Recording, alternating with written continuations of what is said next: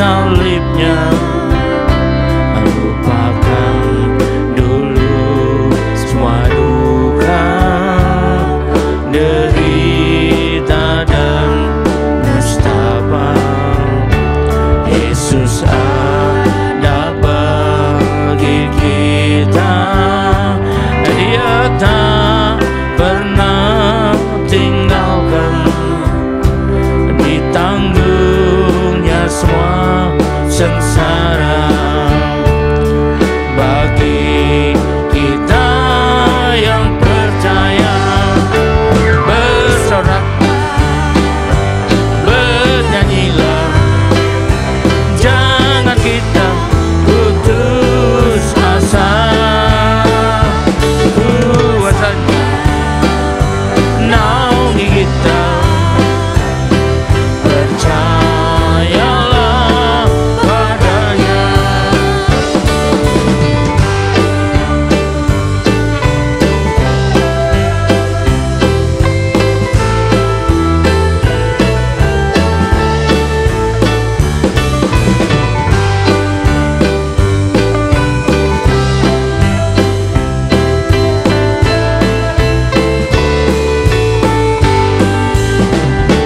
Marilah pandang ke depan, pandang pada salibnya, lupakan dulu semua duka, derita dan nestapa.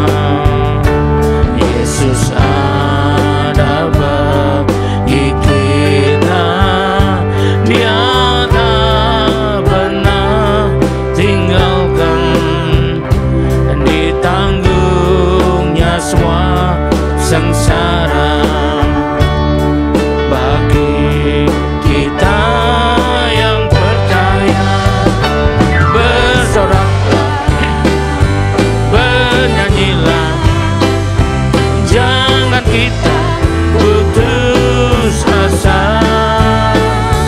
Kuasanya naungi kita,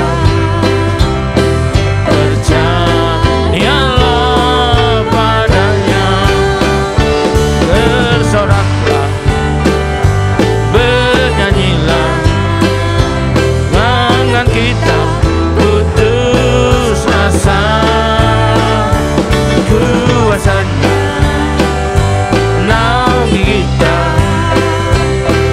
percayalah padanya, percayalah padanya,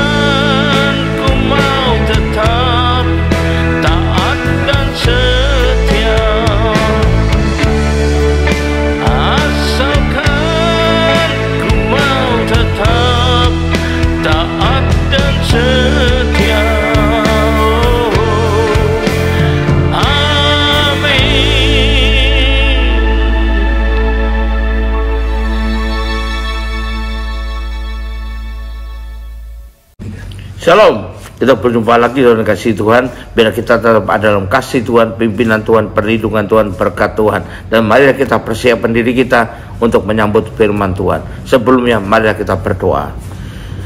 Terima kasih Tuhan, kami umat-Mu siap menyambut firman-Mu. Urapilah kami semua dan urapi hamba-Mu yang akan menyampaikan firman ini, agar firman ini tidak kembali dengan sia-sia, dan boleh tumbuh dalam hidup kami dan menghasilkan buah yang baik dan berlipat ganda sampai 30 kali, 60 kali, bahkan 100 kali ganda. Terima kasih Tuhan, urapilah kami dan urapan roh hikmat dan wahyu daripada-Mu, agar kami boleh menangkap dan mengerti firman-Mu ini dengan baik dan benar. Terima kasih Tuhan, kami siap sambut firman-Mu ini hanya dalam satu nama yang berkuasa, yaitu nama-Mu Tuhan Yesus Kristus. Haleluya, amin. Nah, shalom sekali lagi saudara kasih Tuhan. Kita siapkan diri kita untuk menerima firman Tuhan. Firman Tuhan pada saat ini saya pilihkan yang bertemakan apa saja yang harus kita hindari kalau kita lagi marah. Saya lagi apa yang harus kita hindari, ya. Apa saja yang harus kita hindari kalau kita memang lagi marah.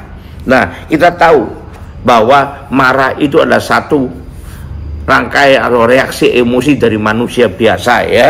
Jadi orang bilang, tapi ada juga orang-orang Kristen, orang percaya yang berpendapat, ya, bahwa orang percaya itu katanya tidak boleh marah karena marah itu ada berdosa. Nah, bagaimana sekarang sebenarnya hal ini? Kalau ingin tahu seperti kita, ya, bahwa tak lain tak bukan yang harus kita berpedoman pada apa kata firman Tuhan, karena firman Tuhan itulah kebenaran, dan firman Tuhan itu adalah Tuhan sendiri. Firman Tuhan adalah kebenaran, dikatakan, dituliskan dalam Yohanes 17 ayat 17. Firman Tuhan adalah kebenaran, dan sekali lagi firman itu adalah Allah itu sendiri. Yohanes 1 ayat 1 dengan jelas. Berarti apa? Selalu benar. Jadi kita berpatokan pada firman Tuhan, ya. Marah adalah suatu reaksi emosi. Dan manusia diciptakan Tuhan dengan ada emosi, punya emosi dalam dirinya. Jadi bisa saja manusia marah, karena manusia bukan robot, tidak bisa punya perasaan. Manusia diciptakan masih punya perasaan dan juga punya emosi. Karena itu, ya, bahkan kalau kita baca firman Tuhan, seringkali kita lihat bahwa Tuhan sendiri bisa marah, gitu, ya. Baik di perjanjian lama, baik di perjanjian baru, bicara juga tentang murka Tuhan. Jadi Tuhan juga bisa marah. Pertama di perjanjian lama kita baca di Bilangan 25 ayat 1 sampai 4. Bilangan 25 ayat 1 sampai 4. Nah, kita lihat bagaimana di sini dikatakan oleh firman Tuhan. Bilangan 25 ayat 1 sampai 4. Sementara Israel tinggal di Sitim, mulailah bangsa itu bersinah dengan perempuan Moab. Perempuan ini mengajak bangsa itu ke korban sembelihan bagi Allah mereka. Lalu bangsa itu turut makan dari korban itu dan menyembah Allah orang-orang itu. Ketika Israel berpasangan dengan Baal Peor, bangkitlah murka Tuhan terhadap Israel. Jadi Tuhan marah, ya, bangkit murka Tuhan. Lalu berfirmanlah Tuhan kepada Musa, tangkaplah semua orang yang ngepalai bangsa itu dan gantunglah mereka di hadapan Tuhan di tempat terang, supaya murka Tuhan bernyala-nyala itu surut daripada Israel. Murka Tuhan yang bernyala-nyala itu, Tuhan sangat marah pada orang Israel.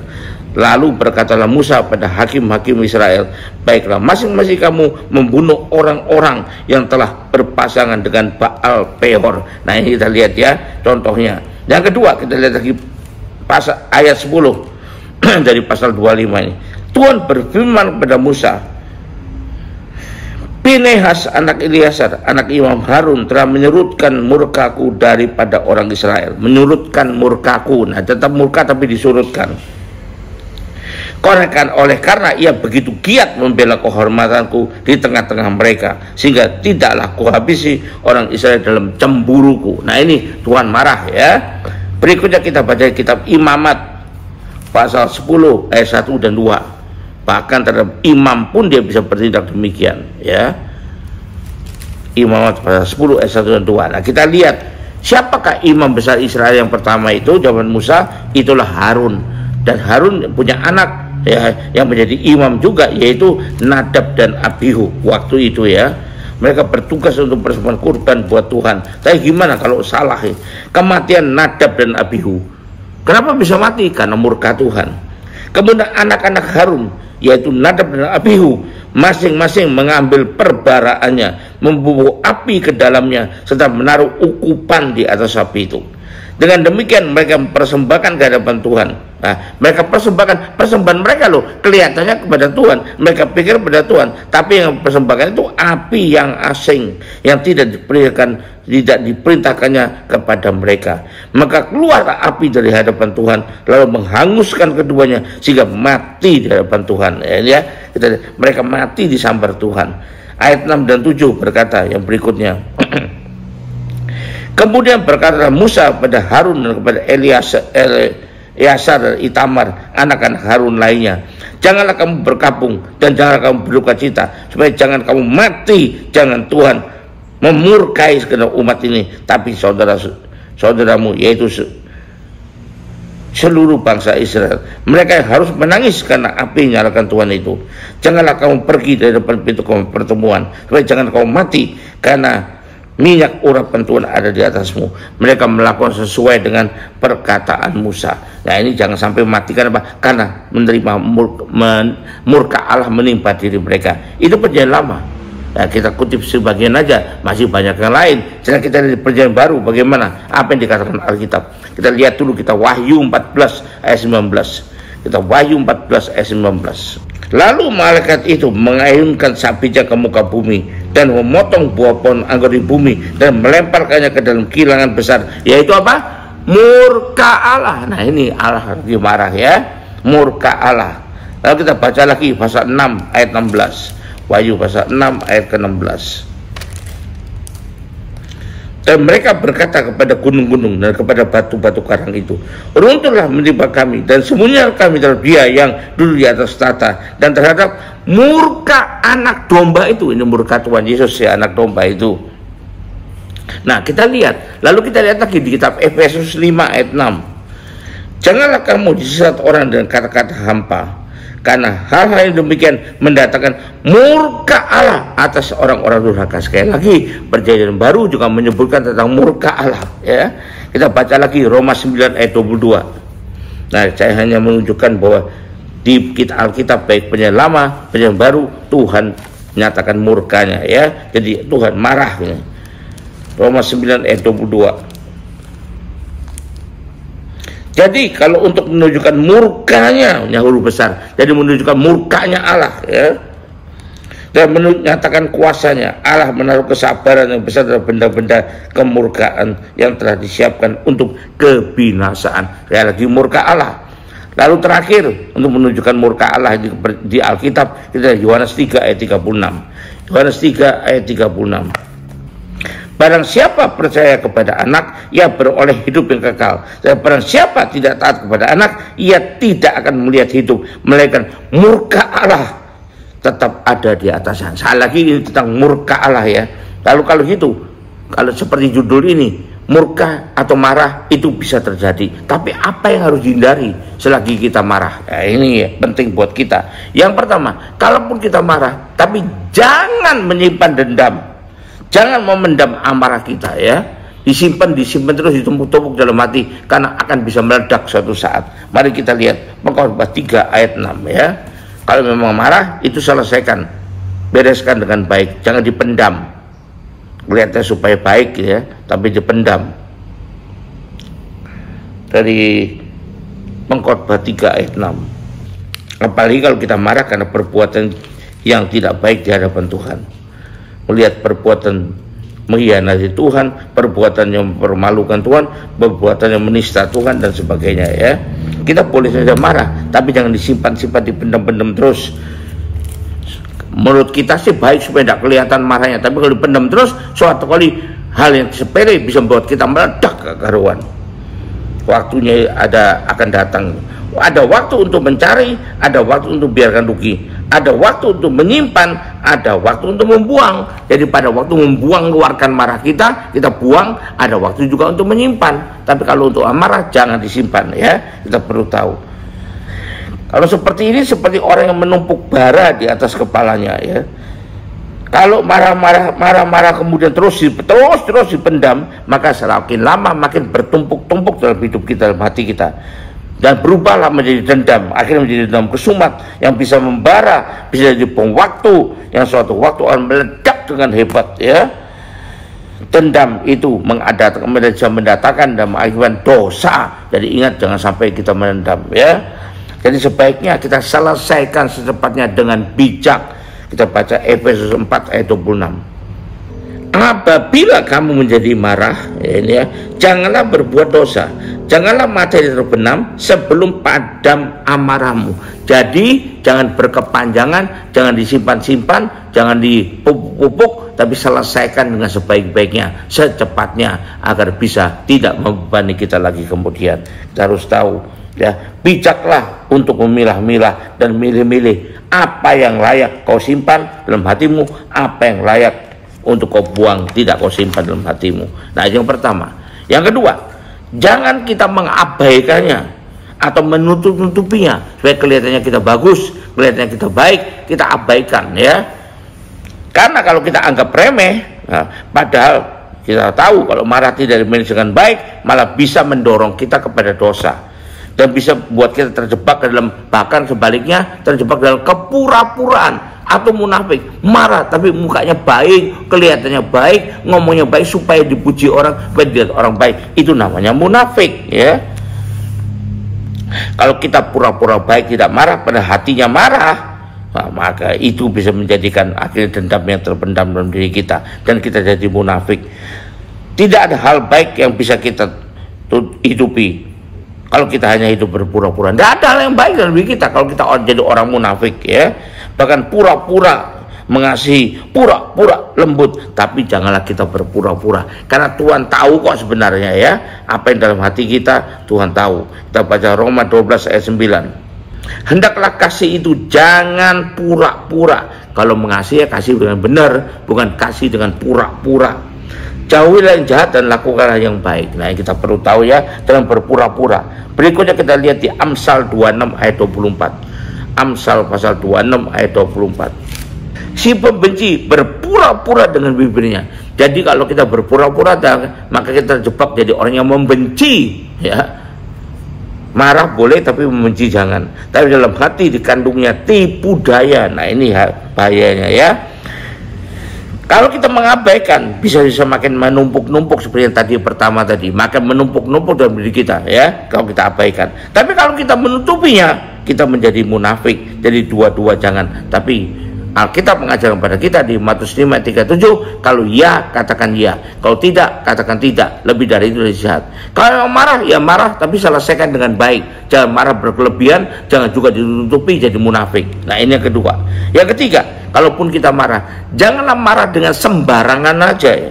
Asal marah. Ingatlah, kita tidak menyimpan maupun tidak menyangkalinya, ya, memang tidak menyimpan amarah dan tidak juga menyangkalinya, menutupinya. Tetapi bukan berarti kita melampiaskan semau sendiri. Itu namanya disebut marah-marah, gitu, ya. Orang bilang marah-marah. Dunia juga mengatakan marah sih boleh katanya, tapi jangan sampai marah-marah. Artinya marah yang terkendali.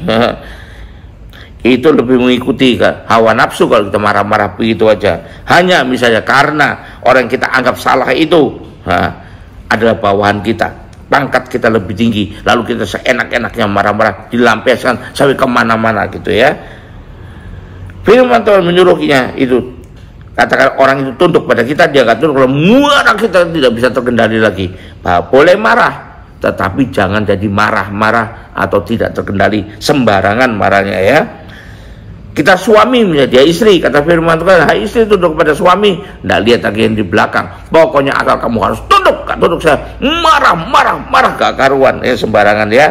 Ya, jangan kita baca ayat hanya sepotong, baca dengan sepenuhnya. Hai istri tunduk kepada suami seperti kepada Tuhan. Nah, itu patokannya, itu batasannya. Jadi kalau suaminya nggak seperti kepada Tuhan, maka jangan sampai kita salah mengartikannya, ya. Atau karena pendidikannya lebih tinggi dari dia, kita lulusan S3 misalnya, dia cuma lulusan SD, waduh, marah, tolol, gak punya otak, gak sekolah, aduh, macam-macam. Nah, jangan kita marah dengan sembarangan, hanya karena ada ketidaksesuaian dengan kita, dan lain sebagainya. Di samping itu, kalau kita marah, haruslah dengan alasan yang jelas. Kenapa kita marah? Bukan karena kita uring-uringan, belum dapat lotre, lalu marah-marah, setiap orang dimarahin. Alasannya harus jelas kenapa marah ini gitu loh. Dan kesalahan yang dimarah itu harus jelas juga, bukan hanya dugaan, ya, bukan hanya asumsi. Tentunya harus berdasarkan fakta, faktanya bagaimana, dan juga harus sudah dilakukan klarifikasi. Jadi bukan berdasarkan asumsi kita belaka atau pikiran kita sendiri, atau bahkan hanya apa kata orang, apa aduan orang. Karena orang bisa mengadu belum tentu benar. Makanya di pengadilan kita juga ada itu, ya, saksi-saksi, terdakwa juga disidang, gak langsung hukuman mati. Kenapa? Diadukan orang perkosa 15 orang, padahal benar apa enggak tahu kita. Harus dibuktikan. Korbannya juga mengalami visum of et repertum, menunjukkan bahwa bukti perkosaan terjadi. Jangan cuma kan pergi berdua katanya perkosaan, belum tentu kan. Jadi jangan sembarangan gitu, harus berdasar dengan baik. Yang pertama. Yang kedua, jangan berlarut-larut bahkan merembet-rembet kemana-mana, ke keluarganya, ke ininya, ke itunya, so merembet semua, asal marah saja. Itu namanya marah dengan sembarangan dan marah yang tidak terkendali.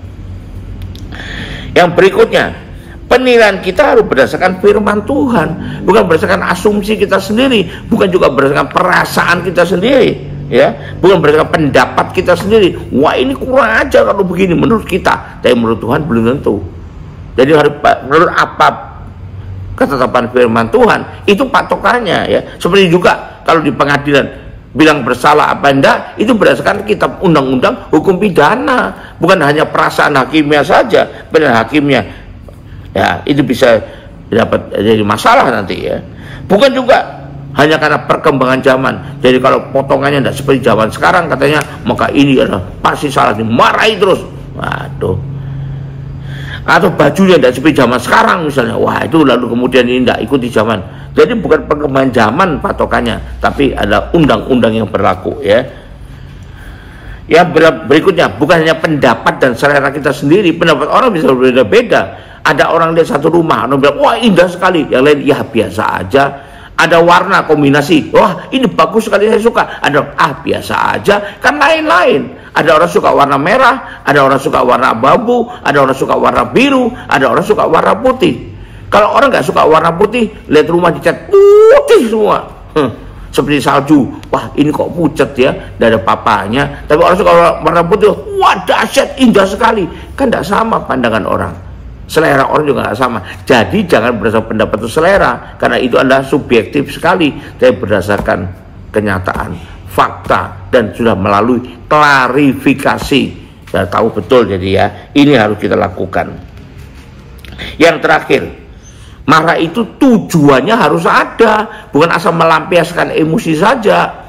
Tujuannya harus benar juga. Mari kita baca 1 Petrus 2 ayat 15. Sebab inilah kehendak Allah, itu supaya dengan berbuat baik kamu membungkamkan kepicikan orang-orang bodoh. Nah ini ya, ini kehendak Tuhan. Nah kita baca lagi. Jadi marah kita juga harus ada kandungan untuk berbuat baik buat orang lain. 2 Timotius 3 ayat 16, ini jelas sekali di sini. 2 Timotius 3 ayat 16. Segala tulisan yang di dalam Allah, ini mengacu kepada kitab suci, ya, isi kitab suci, memang bermanfaat untuk mengajar, untuk menyatakan kesalahan, untuk perbaiki kelakuan, dan untuk mendidik orang dalam kebenaran. Jadi bukan cuma menyatakan kesalahan saja, tapi untuk mendidik orang dalam kebenaran, ya, untuk memperbaiki kelakuannya. Jadi ada tujuan yang baik di balik itu semua, di balik marah itu, ya. Bukan hanya marah supaya yang dimarahi itu takut pada kita, bukan hanya marah untuk supaya yang dimarahi itu mengakui kekuasaan kita atas dia semata, bukan, supaya orang jadi mau untuk melakukan apa saja kita mau, nurut sama kita semua, bukan cuma itu, ya, untuk melampiaskan emosi kita, ego kita semata, bukan. Dan juga supaya kita ditakuti, bukan untuk itu. Tapi marah dengan tujuan yang benar adalah untuk menyadarkan orang tersebut akan kesalahan yang sudah dilakukannya dan memperbaikinya, agar jadi pelajaran juga bagi orang lain yang mengetahui peristiwa itu, agar bisa meluruskan kesalahan yang sudah ada, supaya dia ngerti, oh itu salah tuh, ya ternyata benarnya gimana, dan memperbaikinya. Sekali lagi, dan untuk menegakkan dan mengajarkan kebenaran itu, gimana mesti kebenaran itu. ada juga terpenting adalah mendidik dia supaya lebih baik, membentuk dia menjadi lebih baik. Haleluya, puji Tuhan. Jadi kita boleh marah, tapi jangan marah-marah. Dan kalau marah, apa yang bisa hindarkan? Saya ulang, yang pertama, yaitu menyimpan atau mendem amarah dalam hati. Tidak langsung hilang. Pada firman Tuhan mengatakan jangan sampai masih ada sampai matahari terbenam. Artinya jangan disimpan, karena kalau disimpan terus bertumpuk-tumpuk bisa meledak suatu saat. Yang kedua, jangan kita abaikan atau menutupinya hanya untuk mau kelihatannya baik. Kalau kita abaikan, itu sama tadi akhirnya menumpuk-numpuk. Kalau kita tutupi, kita jadi orang yang munafik, ya. Dua-duanya tidak baik. Yang ketiga, jangan marahnya sembarangan, harus ada alasan yang jelas dan baik gitu. Harus jelas, ya. Masalahnya apa? Alasannya apa? Faktanya apa? Sudah diklarifikasi itu belum, ya? Bukan hanya berdasarkan asumsi, bukan hanya berdasarkan apa kata orang atau apa laporan orang saja, tidak, ya. Yang berikutnya, jangan berlarut-larut dan merembet-rembet sampai kemana-mana yang ada hubungannya juga sikat semua, ya. Kemudian kita harus berdasarkan apa ketetapan firman Tuhan, bukan hanya berdasarkan kebenaran kita sendiri, selera kita sendiri, pendapat kita sendiri, ya, bukan, tapi harus dengan berdasarkan kebenaran Tuhan, firman Tuhan. Terakhir, tujuannya juga harus benar, untuk mengarahkan kepada kebenaran, untuk menyadarkan mereka, menjadi pelajaran bagi orang lain, ya, untuk mendidik dan membentuk mereka. Haleluya, puji Tuhan. Mari kita akhiri ibadah ini dengan terima berkat dari Tuhan. Angkat dua tanganmu, terima berkat Tuhan. Kembalilah ke aktivitas masing-masing dengan berkat yang terbaik dari Allah Bapa di sorga, dengan kasih karunia dan damai sejahtera dari Tuhan kita Yesus Kristus, juga dengan persekutuan, pertolongan, penghiburan, kekuatan, dan terutama urapan yang penuh dari Roh Kudus yang kita terima mulai saat ini sampai sepanjang tahun ini, sampai Maranatha, bahkan sampai selama-lamanya. Yang percaya sudah terima berkat Tuhan ini, saudara mengatakan amin. Terus berkati. Haleluya, puji Tuhan.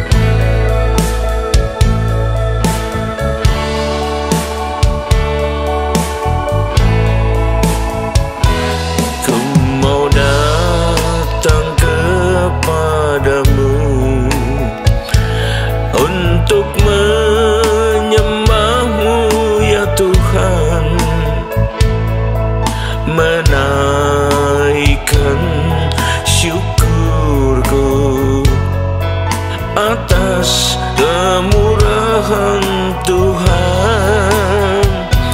Ku mau bersujud di kakimu, tersungkur di hadapan tatamu.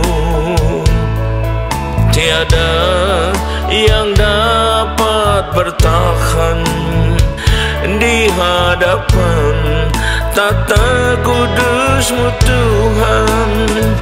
Betapa kemilau cahayanya, seluruh surga pun sujud menyembah Dia. Alam semesta pun turut serta memuja kebesarannya. Segenap hatiku kuserahkan padamu, dan juga seluruh hidupku.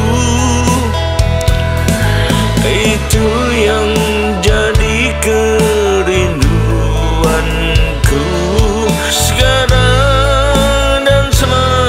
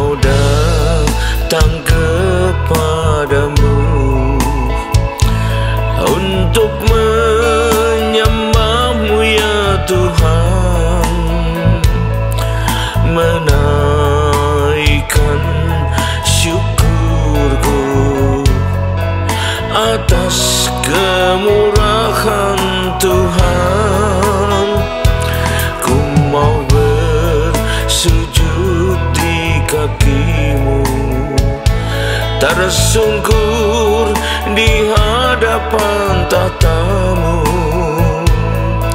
Tiada yang dapat bertahan di hadapan tata kudus-Mu Tuhan.